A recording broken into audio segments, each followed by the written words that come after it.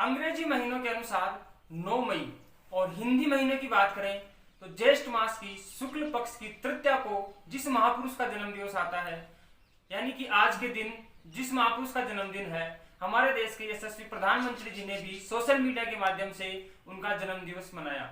तो हम बात कर रहे हैं एक ऐसे महापुरुष की जिसको केवल हम बहुत अधिक बलशाली, मातृभूमि पर मर मिटने वाला और महान देशभक्त के रूप में याद करते आए हैं, लेकिन उनकी एक ऐसी छोटी सी कथा आपके सामने मैं लेकर आया हूं जो शायद आपने बहुत कम सुनी होगी। जी, मैं बात कर रहा हूं महाराणा प्रताप की। हल्दी घाटी का युद्ध हुआ था 1576 में। उस युद्ध का निर्णय कोई भी इतिहासकार कर नहीं पाया। उस युद्ध के बाद में क्या हुआ, महाराणा प्रताप को जंगलों में भटकना पड़ा। उधर अकबर क्या कर रहा था, वो चाहता था कि महाराणा प्रताप को फिर से हम बंदी बना सकें। तो उन्हीं प्रयासों में उन्होंने अब्दुल रहीम खान खाना, जो कि कवि होने के साथ साथ उनके सेनापति भी थे, उन्होंने मेवाड़ पर आक्रमण करने के लिए एक सेना की टुकड़ी लेकर के भेजा। महाराणा प्रताप ने उस समय अपने बेटे अमर सिंह को सेनापति नियुक्त करके और अब्दुल रहीम खान खाना से लोहा लेने के लिए भेज दिया। अब अमर सिंह, जो कि सुपुत्र महाराणा प्रताप के थे, वैसी ही वीरता उनमें थी। उन्होंने क्या किया, अब्दुल रहीम खान खाना को बहुत परेशान करते हुए, उन्हें पराजित करते हुए, उनकी बेगमों को वो अपने साथ ले आए, ये सोचते हुए कि आज तो हमें पिताश्री से बहुत ही अच्छा इनाम मिलने वाला है। उन्होंने आते ही पिताश्री से कहा कि महाराज, मैं आपके लिए बहुत अच्छी इनाम लेके आया हूं। महाराणा प्रताप ने प्रस्तुत करने को जब कहा तो जैसे ही मुगल बैग में प्रस्तुत करी गई, महाराणा प्रताप का पारा चढ़ गया।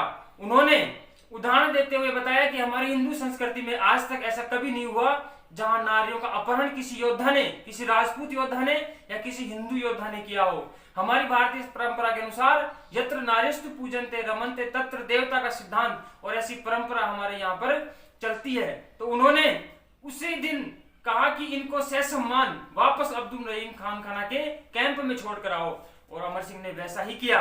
उन्होंने जैसे ही वहां ले जा करके, और अब्दुल रहीम खान खाना बहुत चिंतित हो रहे थे कि पता नहीं हमारी बेगमों के साथ क्या होगा, क्योंकि इस्लाम में ज्यादातर यह होता है कि युद्ध जीतने के बाद में हर इस्लामी योद्धा दूसरे काफिरों की या हिंदुओं की या कोई भी धर्मावलंबी जिनकी महिलाएं होती थी उन पर अपना अधिकार समझते थे।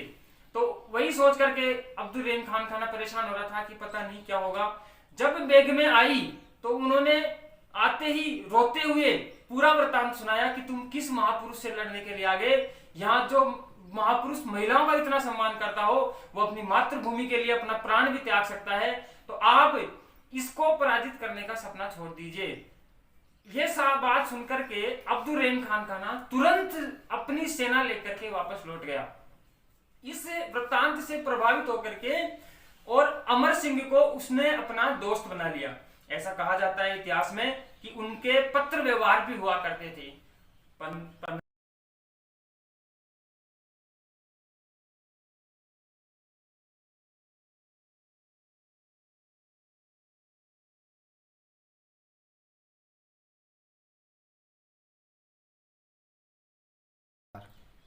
1597 में जब महाराणा प्रताप की मृत्यु हुई और मेवाड़ के महाराणा बने अमर सिंह, तो लगातार अकबर लगातार सेना भेजता रहा। इससे चित्तौड़ की, मेवाड़ की आर्थिक स्थिति बहुत ज्यादा खराब हो गई।